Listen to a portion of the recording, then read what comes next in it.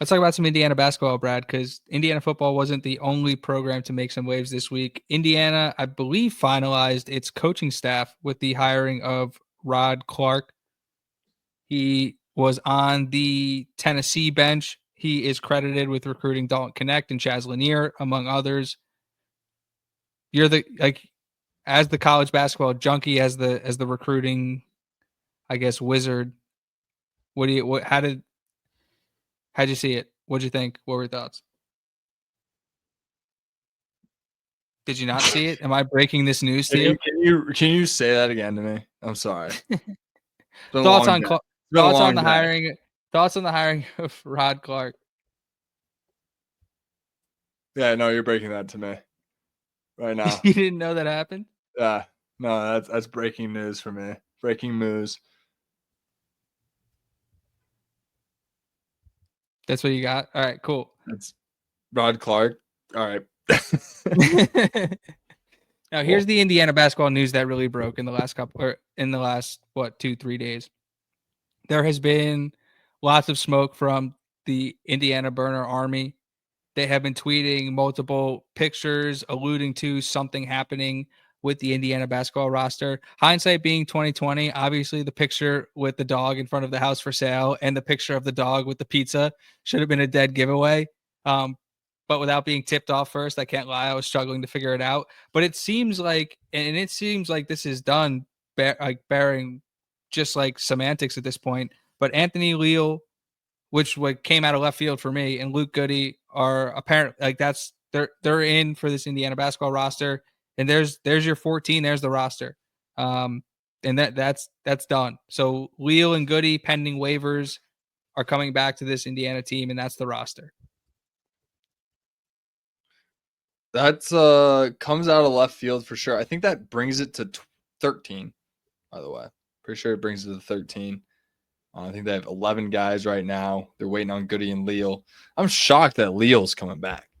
I mean, he's just the opposite of what we've been getting in terms of just shooting wise at the guard position. It's just interesting that they would go that direction. No, 100%. My initial thoughts. I'm not trying to hate on Leal. He also doesn't have any eligibility. I mean, he probably does. Well, I was going to say, that was my initial thought was like, okay, everything that we've seen Darren DeVries look for in a guard, besides obviously the defensive qualities that Leal has, like it's been like the complete opposite of who Leal is as a player. Like one of the only frustrating things about Anthony Leal as a basketball player is the fact that he rarely, if ever, looked to score last year. That being said, if you look at this Indiana team, the way it's currently constructed without Anthony Leal, they don't have a single person from the team last year, and they don't have anybody from Bloomington.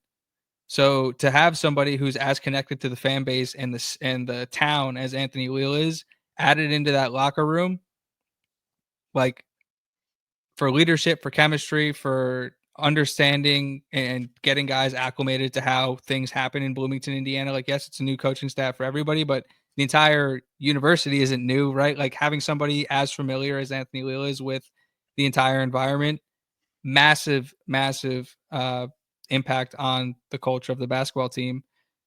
I agree with you. That kid can't figure out how to shoot 2 threes a game. What?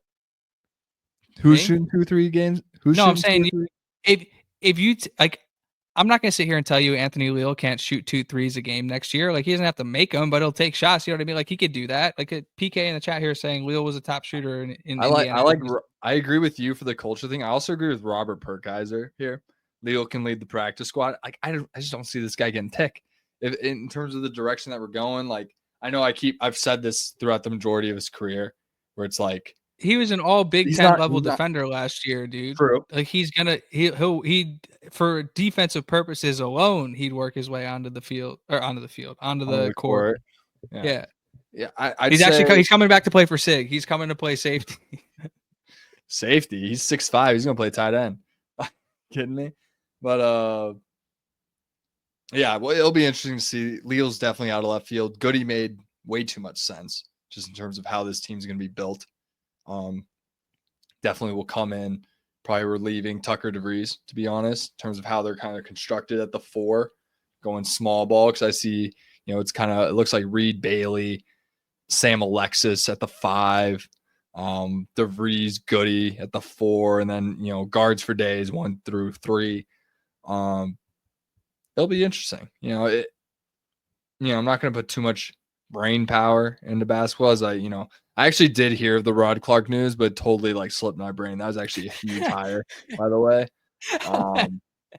Just side note. Anyways. Side note, that was the main note. I asked you what you thought, and you're like, I don't know. No, I just didn't. I was literally processing. It's been a long day, dude. I got to the office at 8 a.m. today. It's 8:44 right now. You were telling me you were in the. I've been going off for you went to 13 the hours gym now. I've and been you going went to crazy. You told me you were like, I was at the gym and I do it's summer of Brad and all this stuff. And like, I'm with you, summer of Brad. It is the summer of Brad. What the fuck you mean? But yeah, Rod Clark news slipped my mind. I mean, he's an assistant, big time get. He recruited Chaz Lanier, like you said, and huge. Moving forward, but like I said, it's football season. Like I'm getting ready for fall camp. I'm not going to put too much energy into this basketball team. I really see this as a football school. Football has been way more successful at this school institution in the last 8 years, which is how long I've been involved with it. So that's almost a decade.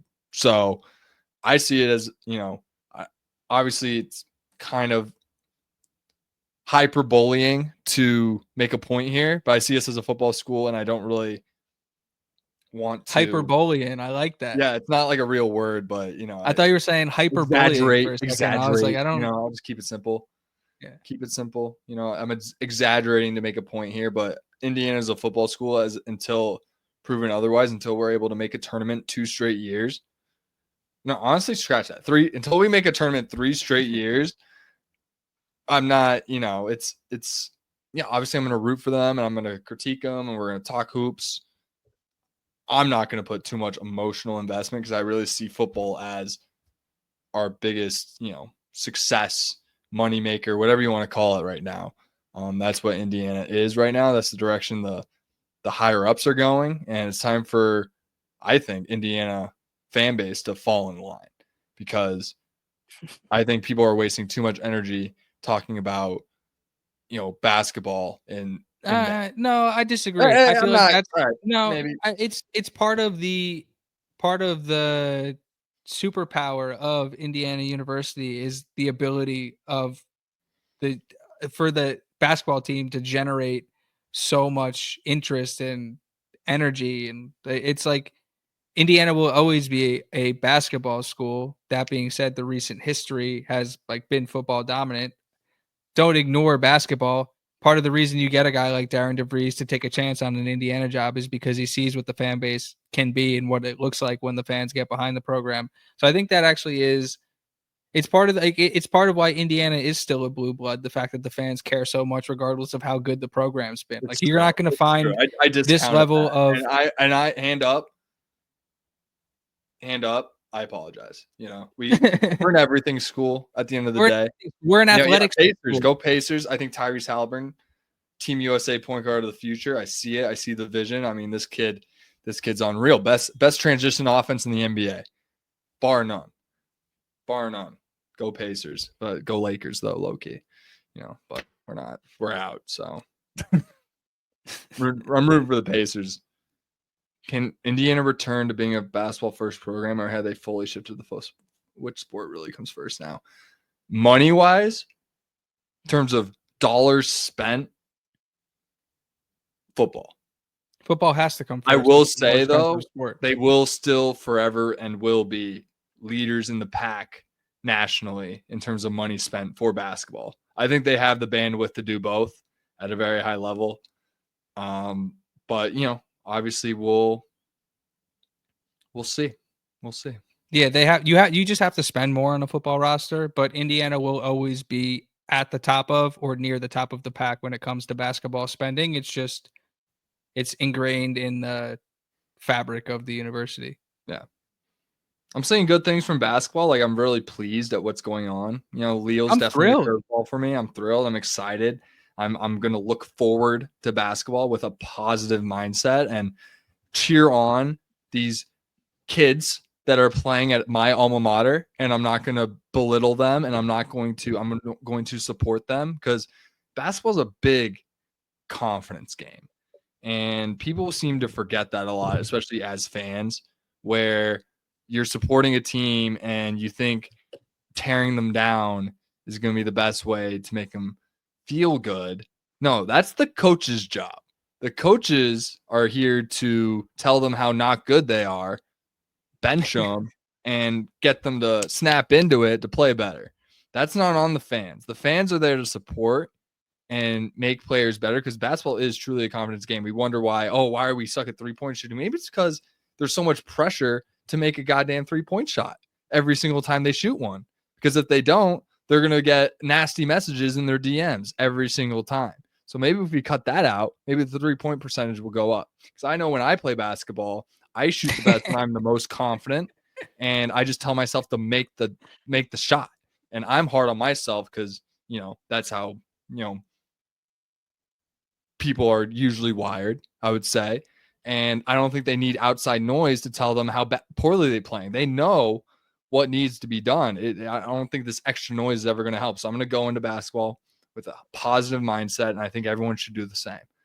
100%. And I think that forward. directly combats. I was going to say that directly combats Jeff Goodman quote that came out today, basically saying that Indiana spent so much money on this roster. It would be a disappointment if they didn't make the tournament. And I was actually very pleasantly surprised with the fan response from the Hoosiers, basically being like, shut up, dude. Like, nobody, like, that's not the type of energy we need right now. And people are right. Like, that's not the type of energy we need right now. Just, you're absolutely right. Full support, be excited. A lot of really cool things are happening. They're putting together a really cool staff. The dude they brought in from, I believe it was Davidson, his son's actually going to play quarterback at Bloomington North. Oh, that's fun. Right? But a lot of really exciting things. There's clear direction in the Davidson. I was like, Reed Bailey as a kid? No. What was the school then? Maybe it wasn't Davidson, but one of those I think North Carolina random schools. Yeah, that's fun. Maybe he'll be a walk-on at Signet's program, or maybe he's a highly recruited guy and he gets a scholarship. Who knows? Maybe he'll play for the Hoosiers. Maybe we'll see. Is my point. We'll see. That'd be cool.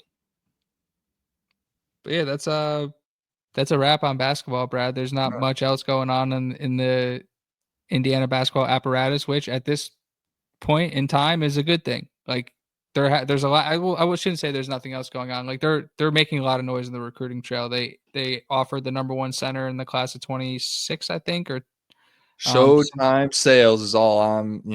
Yeah. So Indiana basketball is putting in work. I would.